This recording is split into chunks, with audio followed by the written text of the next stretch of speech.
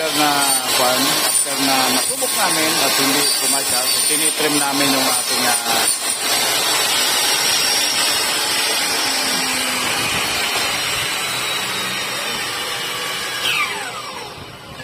yan. Ito yung framing natin. So yan. Sinatry natin. Ito kasi yung mga clearance. Oh. Yun. Kailan may ganyan clearance siya. Yun. Ito yung clearance. Clearance. Ito kasi sa hinges ito eh.